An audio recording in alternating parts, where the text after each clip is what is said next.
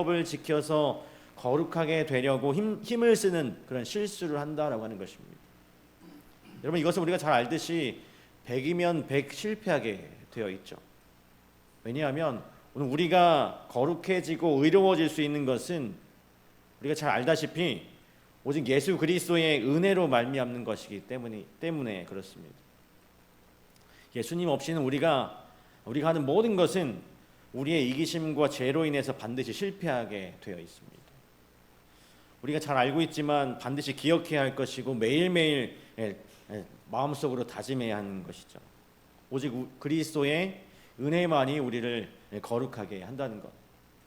두 번째로 생애빛에서 이야기하는 실수는 이렇게 기록하고 있습니다. 두 번째 실수 역시 똑같이 위험하다. 우리가 예수를 믿으면 하나님의 율법을 지킬 필요가 없다는 생각이다. 하나님의 은혜는 오직 믿음을 통해서만 받는 것이기 때문에 어떤 이들은 그들의 행위는 그 행위 자체는 구원과 아무런 상관이 없다는 주장을 합니다.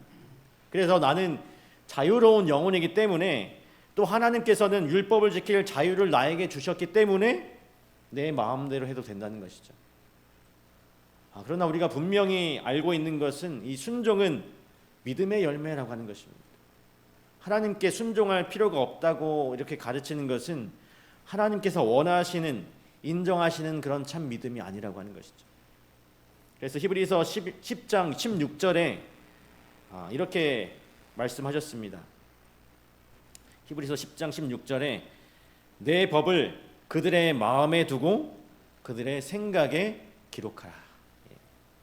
만약에 하나님께서 정말 하나님의 율법을 지킬 필요가 없고 우리의 자율권에 맡긴 것이라면, 순종이 그러한 것이라면 아마 이런 말씀을 하지 않으셨을 겁니다. 하나님께서는 하나님의 법, 이 하나님의 계명을 우리의 마음과 생각에 기록해 두셨어요. 정리하면 이렇습니다. 우리는 하나님의 율법을 순종함으로 구원을 얻는 것이 아니다. 구원은 하나님께서 값없이 주시는 선물이고 우리는 그것을 믿음으로 받는다. 그러나 순종은 믿음의 열매이다. 믿음과 행함, 율법을 지키고 하나님의 말씀을 지키는 일에 있어서 이렇게 균형지게 이해하며 살아가는 것이 바로 제자의 삶이라고 하는 것입니다.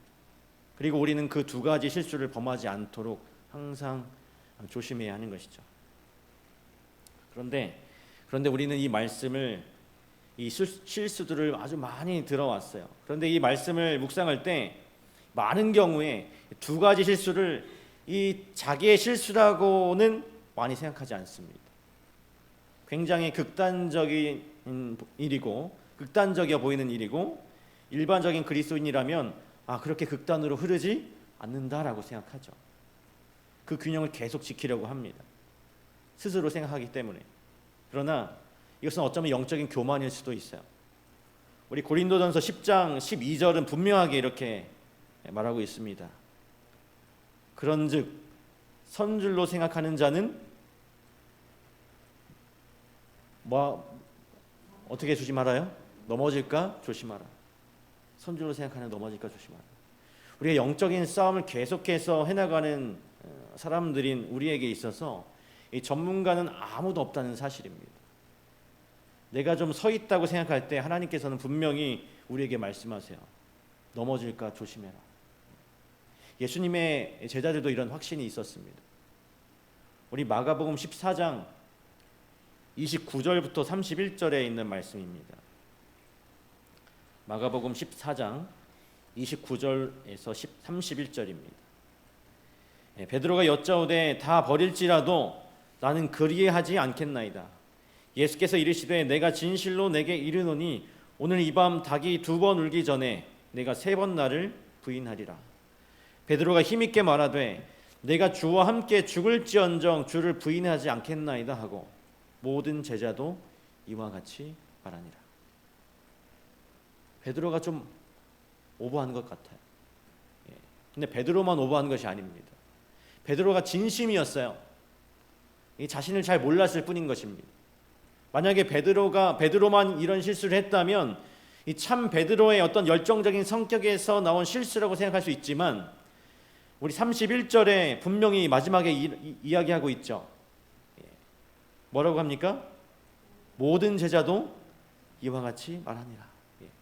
모든 제자들이 예수님과 함께 죽을지언정 주를 부인하지 않겠다라고 이야기했어요. 예수님의 분명한 경고의 그 말씀에도 자신을 돌아보지 못한 것입니다. 사도 바울이 여기서 하나 더 나아가서 이 경계하는 것이 아니라 두려워하라고 이야기하고 있습니다. 로마서 11장 20절입니다. 로마서 11장 20절에 옳도다 그들은 믿지 아니함으로 꺾이고 너는 믿음으로 섰느니라. 높은 마음을 품지 말고 도리어 두려워하라. 내가 지금 믿음으로 서 있는데 두려워하라는 것입니다. 인간이란 이 존재에 대해서 정말 잘 알고 있는 사도 바울의 한 이야기. 넘어지는 것은 한순간이라고 하는 것이죠. 그 사실을 너무나 사도 바울은 잘 알고 있었습니다. 이 생애의 빛에서는 우리가 할 수 있는 이 실수를 두 가지 실수라고 했습니다. 그런데 인생을 살아가다 보면 실수는 누구나 다 하죠. 누구든지 넘어질 수 있는 실수가 바로 앞서 말한 그 두 가지 실수라는 것입니다. 나의 의를 높이는 것 아니면 아예 안 지켜도 된다고 내 마음대로 율법을 순종하는 것. 누가복음 21장 36절의 말씀, 예수님의 말씀처럼 우리가 언제나 스스로 조심하는 자들이 되어야 하는 것입니다. 우리 영적 생애를 살아가는 데 있어서 두려워하고 긴장하면서 깨어서 기도하는 오늘 우리가 되기를 간절히 바랍니다. 그런데 이 두 가지 실수, 이 생애의 빛에서 말하고 있는 이 두 가지 실수를 다 범한 한 사람의 이야기가 성경에 나와요. 마가복음에 등장합니다. 이 마가복음 10장 17절에서 22절입니다. 마가복음 10장 17절에서 22절입니다. 예수께서 길에 나가실새 한 사람이 달려와서 꿇어 앉아 묻자오되 선한 선생님이여 내가 무엇을 하여야 영생을 얻으리이까? 예수께서 이르시되 내가 어찌하여 나를 선하다 일컫느냐? 하나님 한 분 외에는 선한 이가 없느니라. 네가 계명을 안 하니 살인하지 말라, 간음하지 말라, 도둑질하지 말라, 거짓 증언하지 말라, 속여 빼앗지 말라, 내 부모를 공경하라 하였느니라. 그가 여짜오되 선생님이여 이것은 내가 어려서부터 다 지켰나이다. 예수께서 그를 보시고 사랑하사 이르시되 내게 아직도 한 가지 부족한 것이 있으니 가서 내게 있는 것을 다 팔아 가난한 자들에게 주라. 그리하면 하늘에서 보화가 내게 있으리라. 그리고 와서 나를 따르라 하시니 그 사람은 재물이 많은 고로 이 말씀으로 인하여 슬픈 기색을 띠고 근심하며 가니라. 한 청년이 예수님 앞으로 나왔어요. 이 젊은 청년은 큰 부자였습니다. 그리고 그 당시 유대 사회에 책임 있는 지위를 맡고 있었어요. 그런 사람이 예수님께 영생에 대하여 묻는 것입니다. 그러면서 근거로 이야기하죠. 하나님의 계명을 어떻게 했습니까? 내가 다 어려서부터 이것을 다 지켰다라고 이야기합니다. 대단한 사람이에요. 오늘 우리가 이렇게 얘기할 수 있겠습니까? 하나님의 율법을 다 지켰다, 완벽하게 다 지켰다라고 우리가 말할 수 있을까요? 근데 이 사람은 예수님 앞에 나는 다 지켰다라고 이야기하고 있습니다. 이 관원이 오늘 이 생애의 빛에서 처음에 얘기한 그 첫 번째 실수를 범하고 있는 것이죠. 시대의 소망에 보니까 이렇게 기록하고 있습니다. 이 관원은 자기 자신의 의의를 높이 평가하였다. 그는 어떤 결점이 있다고 생각지는 않았으나 그러면서도 완전히 만족할 수는 없었다. 그는 그가 갖지 못한 어떤 것의 필요를 느꼈다. 이 사람이 참 대단한 사람이에요. 아무리 생각해도 자기는 결점이 없다라고 하는 것입니다. 내가 아무리 생각해봐도 결점이 없다. 그런데 뭔가 부족했어요. 그래서 예수님 앞으로 나왔겠죠. 율법을 지킴으로 구원을 이루려고 했던 것입니다. 이 젊은 청년, 부자 관원이. 어떤 결점이 있다고 느껴지지 않았지만 그래서 하나님이 원하시는 방법대로 순종한 것이 아니었기 때문에 어떤 갈망을 느끼게 된 것입니다. 이 부자 관원이. 하나님의 계명을 지킴으로 하나님께 영광이 되어야 했는데, 그런 만족에 이르러야 되는데 이 자기를 높이는 것입니다. 자기가 높아진 거예요. 그래서 예수님께서는 간단하게 그 해답을 말씀하십니다. 뭐라고 말씀하십니까? 내게 있는 것을 다 팔아서 가난한 자들에게 나누어 주어라. 그리고 와서 나를 따르라. 모든 것을 다 내려놓으라. 정말로 필요한 자들에게 나누어 주어라 라고 이렇게 말씀하셨습니다. 그랬더니 이 부자 가난이 어떻게 했습니까? 그 말씀을 듣고 재산이 많아서 슬픈 기색을 띠고 그냥 돌아가 버렸죠. 예수님을 떠난 것입니다.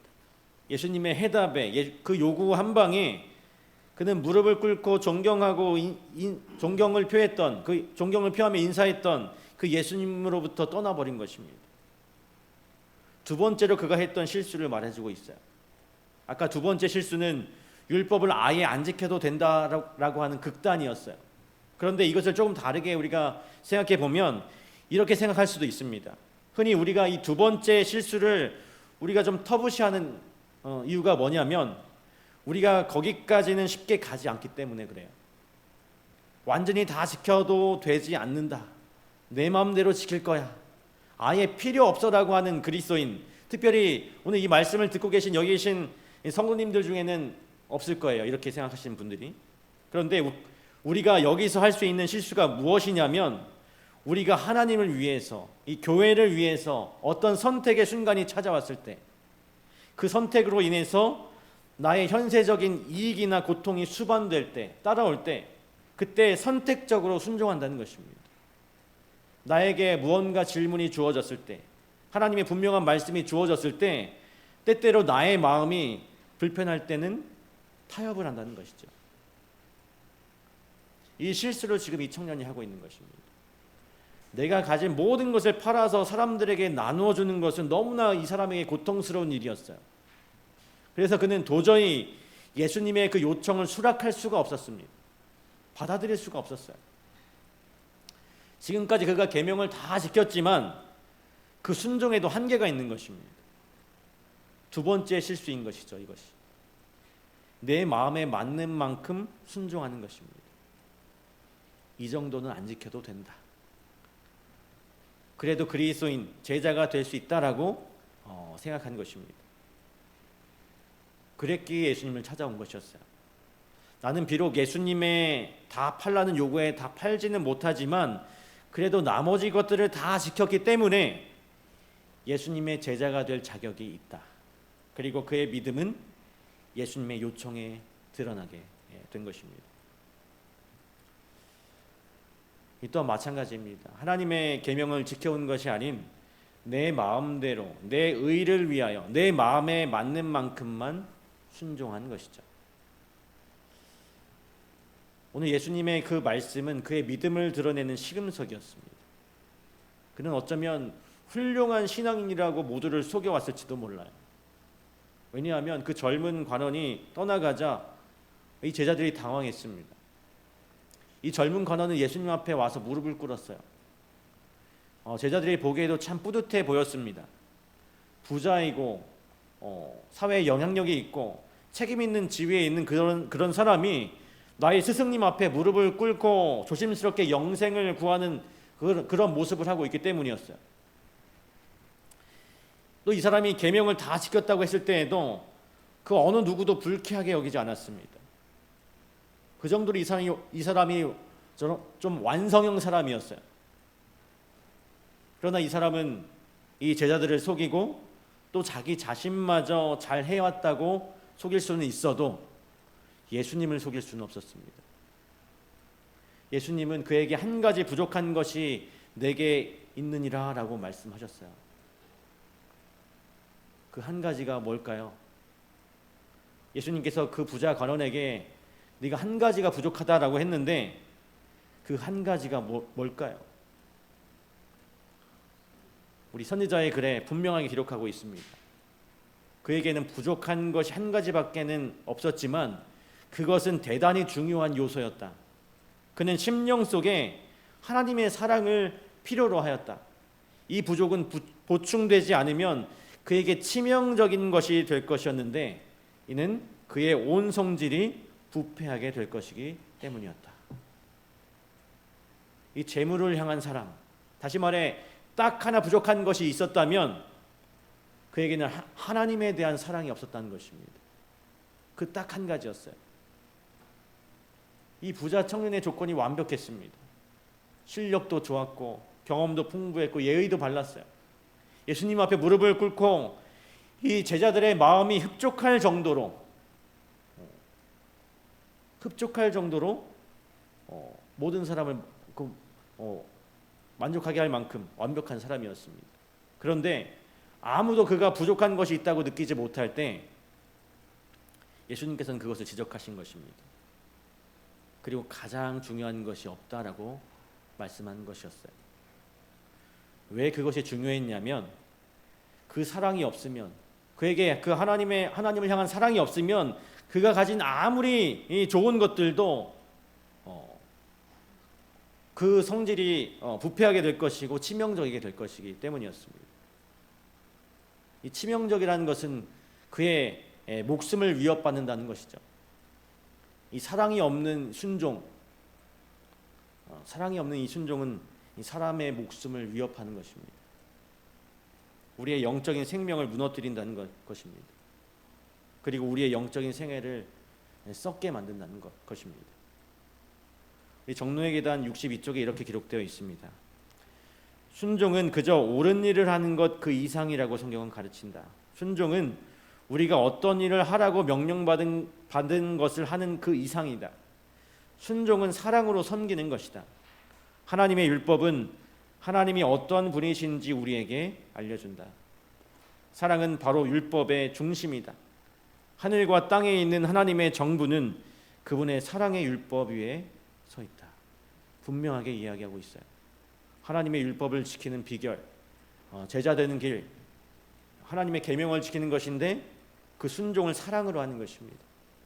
하나님께는 오직 사랑으로 섬기는 순종만 받으세요. 오늘 우리들의 생활, 우리의 경건한 생활, 우리의 루틴을 지키는 남들에게 칭찬받을 만한 어떤 그런 생활들, 우리의 경제적인 성공, 우리의 헌신, 우리의 잘 갖춰진 그 예배의 봉사, 그 어떤 것이라 할지라도 우리가 사랑으로 순종하지 않으면 그것이 아무것도 아니라는 것입니다. 사랑으로 행하지 않으면 하나님께서 받으실 수가 없다는 것입니다. 여러분, 이것을 바꾸어 말하면 우리가 사랑 없이도 옳은 일을 할 수 있고 좋은 일을 할 수 있는 것입니다. 사랑 없이도 하나님의 명령을 이행하는 것처럼 보일 수 있다는 것입니다. 사랑 없이도 율법을 지킬 수 있다는 거예요. 다만 하나님께서 그것을 받지 않으시는 것입니다. 우리 호세아 6장 6절입니다. 호세아 6장 6절에 나는 인애를 원하고 제사를 원하지 아니하며 번제보다 하나님을 아는 것을 원하노라. 때때로 우리가 찡그리고 율법을 지키기가 버거워서 하나님께 부르짖으며 나아갈 때 하나님, 내 마음속에 사랑이 없습니다. 믿음이 없습니다. 믿음 없는 것을 도와주세요라고 기도하면서 힘들게 나아갈 때 오늘 우리의 마음을 보시는 하나님께서 그런 우리를 받아주시고 사랑스럽게 여겨주신다는 것입니다. 자신의 원함, 하나님의 원함을 분명히 하시는 것입니다. 나는 너희들의 인애를 원한다. 너희들의 애정을 원한다. 어떤 겉으로 보이는 뻔지르르한 그런 형식보다 하나님을 불편하게 하지 않으려고 눈치 보며 예배드리고 헌신하는 것보다 미숙하지만 좀 부족하지만 때때로 넘어지지만 하나님과의 사랑의 관계를 갈망하는 마음으로 다가오는 당신의 자녀들을 가장 귀하게 여기신다는 사실인 것입니다. 어떻게든 율법을 지키려고 하는 것이 아니라 사랑으로 섬기는 순종을 하나님께서는 기뻐하신다는 사실을 여러분 꼭 기억하시기 바랍니다. 오늘 우리가 어떤 순종을 하고 있을까요? 하나님의 계명을 지키며 예수의 믿음을 가진 자들로서 이 세상 속에서 투쟁하고 살아가고 있는데 어떤 방식으로 하나님의 말씀을 우리가 순종하고 있을까요? 오늘 우리의 순종이 우리 마음 깊은 곳에서 우러난 사랑으로 섬기는 그런 순종이 되기를 간절히 바랍니다. 우리 고린도전서 13장 사랑장에서는 이 사랑이 없을 때 우리들의 모든 행동이 어떻게 되는지 아주 노골적으로 이야기하고 있습니다. 사람의 방언과 천사의 말을 할지라도 사랑이 없으면 소리나는 구리와 울리는 꽹과리가 되고, 그럼 이게 무슨 말이냐면 시끄러운 소리가 된다는 것입니다.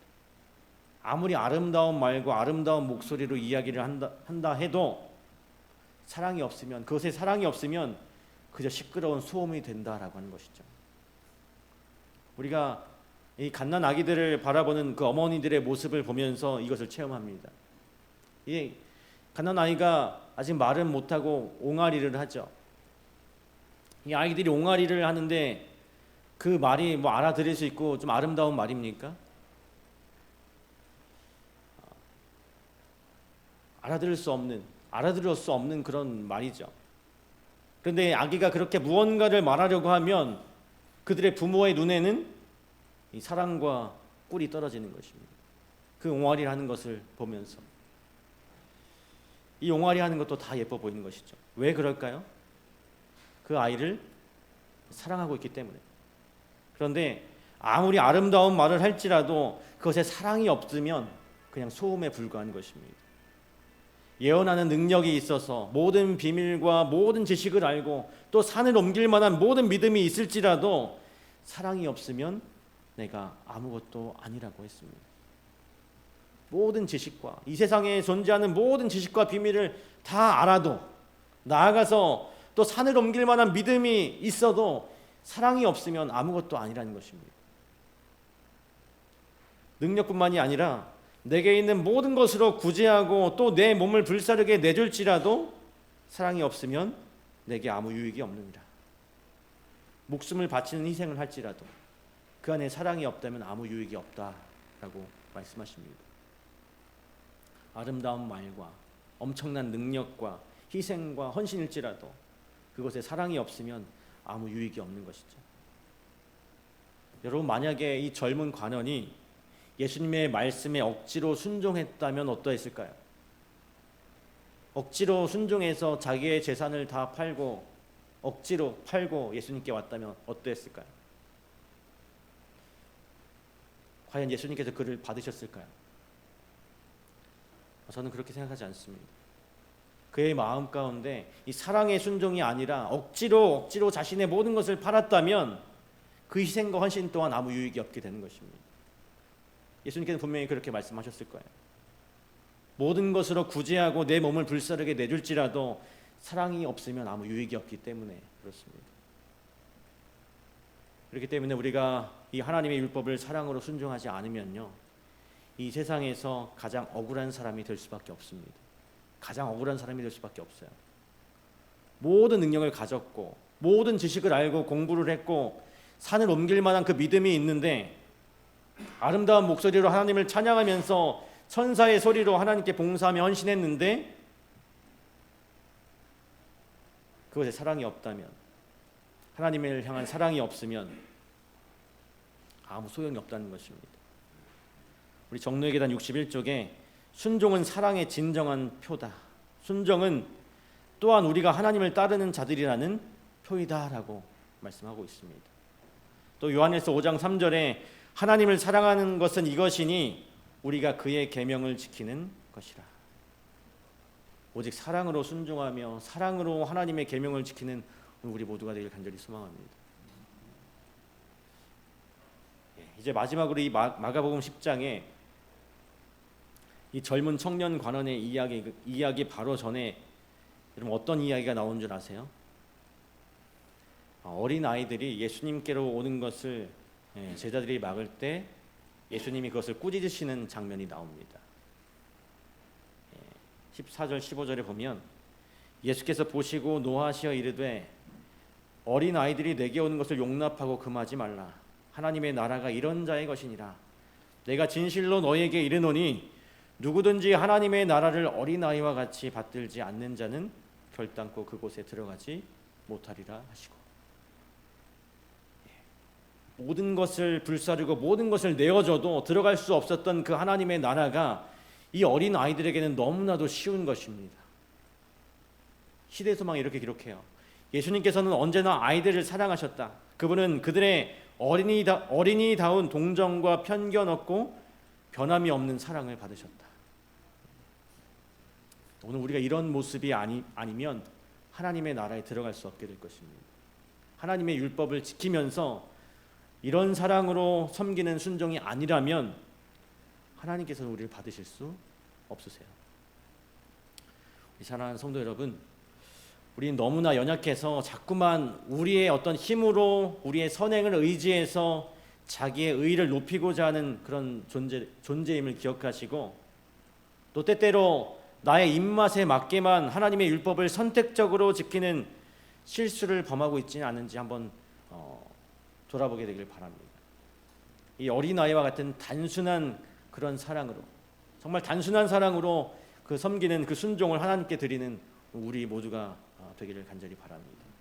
그래서 오늘 우리가 살아가면서 치르는 그 영적인 투쟁들이, 하나님의 율법을 지키는 그 노력들이, 지키려는 그 노력들이 하나님을 향한 사랑으로, 하나님을 향한 사랑으로 완전히 뒤덮여져서 그런 하나님을 사랑하는 마음으로 순종하게 되기를 간절히 바라면서 말씀을 마치도록 하겠습니다.